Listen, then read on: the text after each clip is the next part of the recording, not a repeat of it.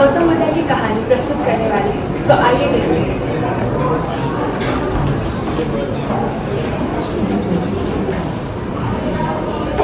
नेपाल के दक्षिणी भाग में 623 ईसाई पूर्व में हिमालय के शिखरों के पदों में स्थित था लुम्बिनी का एक राजवंश, जिसके शासक श्रेष्ठ शक्य कुल के थे। कुल के प्रमुख सुधोधन और उनकी पत्नी माया कोयन राजा की पुत्री के साथ समृद्ध रहते थे। जोड़ी को जल्द ही एक बच्चा होने वाला था, इसलिए एक ज्योतिष उनको आशीर्वाद देने के लिए पहुंचे।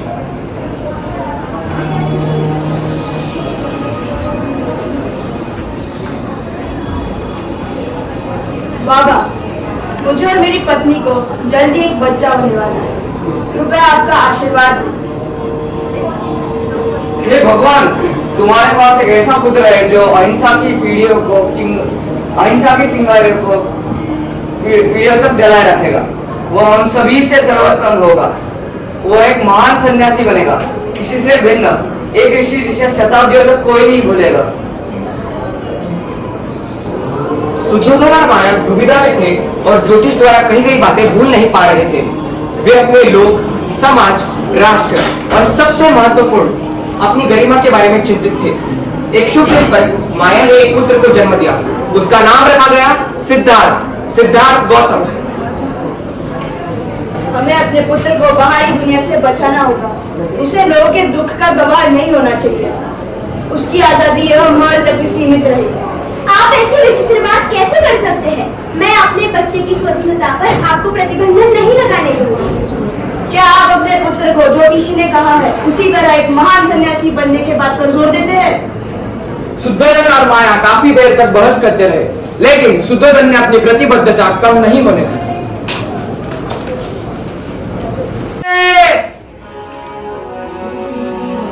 सुधोधन राजा की, माया रानी की, सुधोधन राजा की, माया रानी की, सुधोधन राजा की, माया रानी की, सुधोधन राजा की, माया रानी की, सुधोधन राजा की, माया रानी की।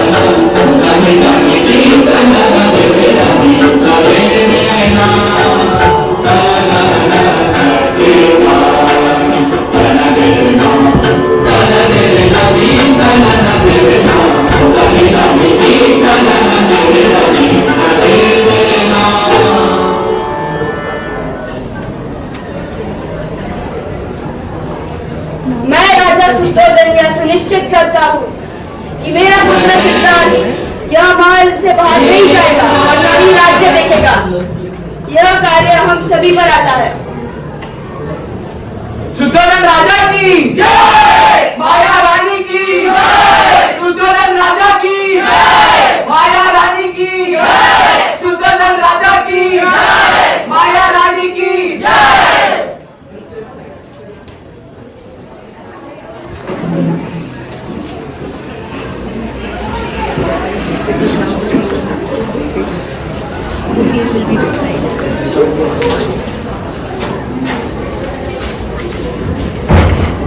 उनतीस वर्षों तक सिद्धार्थ ने एक विलासितापूर्ण जीवन जीने के बाद उसे वास्तविक दुनिया की झलक मिली।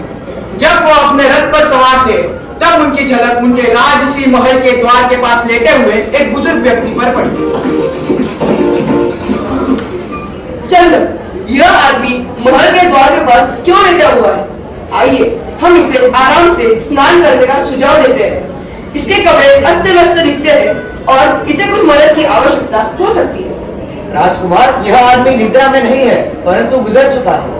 आपका ये क्या मतलब है कि वो गुजर चुका है? राजकुमार, वह आदमी अभी नहीं उठेगा। वह अपनी नेत्रों से इस दुनिया को वापस नहीं देख पाएगा। यह जीवन का एक स्वाभाविक हिस्सा है, इसे अंततः सबको भुगतना ही पड़ता है।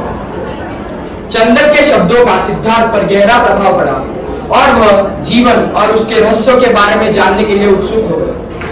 अगले दिन सिद्धार्थ ने चंदक से अनुरोध किया कि वो पास के गांव में उन्हें ले जाए, यह देखने के लिए कि राज्य के बाहर के लोग अपना जीवन कैसे जीते हैं।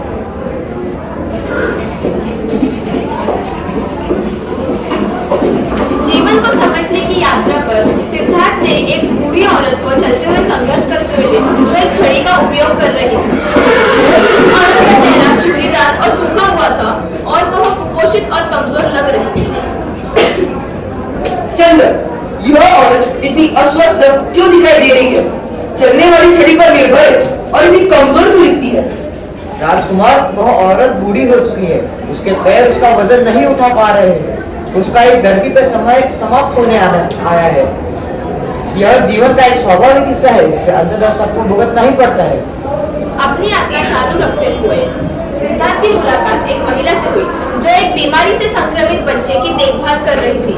उसका हृदय दोनों महिला और बच्चे के लिए दुख और करुणा से भर गया।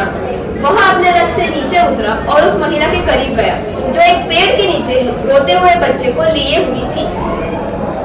आप और आपका बच्चा क्यों रो रहे हैं?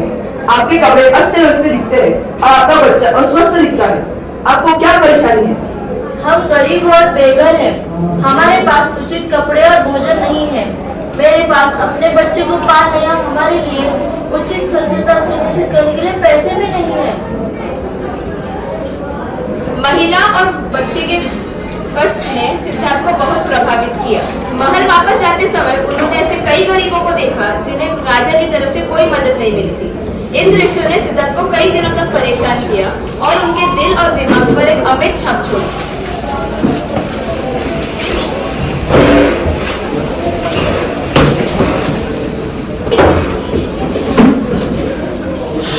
लोगों के कष्टों से द्रवित होकर सिद्धार्थ ने अपना राज्य त्याग किया। उन्होंने अपनी पत्नी को बिना जगाए चुपचाप अलविदा किया और एक सामान्य साधु के वस्त्र में जंगल की ओर चले। अपनी यात्रा के दौरान अपने आध्यात्मिक प्रथाओं और ध्यान का ज्ञान गहरा करने के लिए सिद्धार्थ ने 2 शिक्षकों अलार कमला और उद्रक रामपुत्री से मार्गदर्शन मांगा। क्या हुआ बालक? गुरुदेव, क्या आप मुझे मन की शून्यता कैसे हासिल करें ये सिखा सकते हैं? निश्चित रूप से सिद्धार्थ, इसके लिए गहन ध्यान की आवश्यकता है। अपने मन को सभी विचारों और विषयों से दूर करें और अब शून्यता की स्थिति में प्रवेश कर दें। यह उन्नत जागरूकता आपका केंद्र की थी, जहाँ आप सामान्य चेतना से आगे निकल जाए, लेकिन सचेत रहकर ध्यान और गहन एकाग्रता से आप इस माध्यम में प्रवेश कर सकते हैं। अंततः सिद्धार्थ ने अपने दोनों गुरुओं को छोड़ दिया।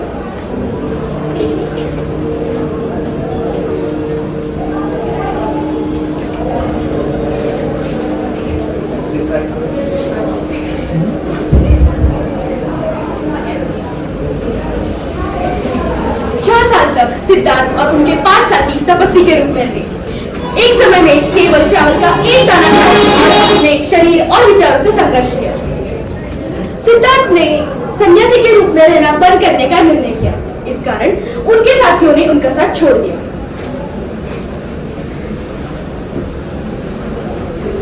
एक गांव में सुजाता नाम की एक दयालु महिला थी। उन्होंने सिद्धार्थ को कुछ दूध और शहद दिया।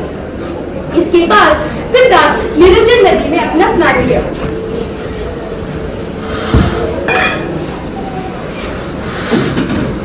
सिद्धार्थ ने एक बोधि वृक्ष के नीचे ध्यान लगाया। 7 दिनों के ध्यान के बाद वह आत्मज्ञान हो गए और अब उन्हें गौतम बुद्ध कहा जाने लगा।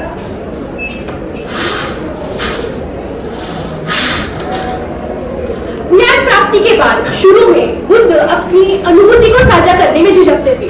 उनका मानना था कि इसे दूसरों के लिए समझना थोड़ा मुश्किल है। हालांकि भगवान ब्रह्मा ने उन्हें अपनी इस अनुभूति को पीछे करने के लिए विनती की। सिद्धार्थ ने अपने दोनों गुरुओं की खोज की और उन्हें मरा पाया। फिर वाराणसी के पास सारनाथ में अपने 5 साथियों के साथ फिर से मिल गए।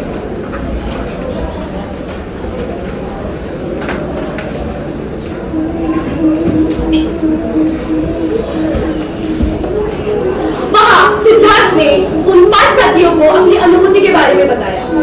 और यह पहली बार था जब सिद्धार्थ ने धर्म की शिक्षा दी थी। 5 साथियों ने मिलकर प्रथम संघ का गठन किया, एक ऐसा समुदाय जो अनुसरण करता है। बुद्ध की मृत्यु तब हुई जब वे 80 वर्ष के थे। जब वे अपनी मृत्युशैया पे थे तब वहां मौजूद भिक्षुओं ने उन्हें यह बताया कि जीवन में सब कुछ अनित्य है। तब बुद्ध ने यह कहा उन भिक्षुओं को कि जीवन में और अपने भीतर और धर्म में मार्गदर्शन और शक्ति की खोज की जाए। आज भी कई शताब्दियों बाद उन्हें भगवान बुद्ध की अनुभूति से प्रभावित किया जाता है। So now let us focus on Buddha's teachings. Buddha believed a generous heart, kind speech, and a life full of compassion and service are required to renew humanity. After achieving enlightenment and peace in his life, he realized the 4 noble truths of this world. Suffering, that is dukkha, is unbeatable in this life. All human beings suffer in their life somehow. The cause of suffering, that is samudaya, are mainly the desires and attachment. It is possible to prevent the sufferings, that is dukkha, by achieving enlightenment, complete liberation, and following the 8 noble paths. Thank you.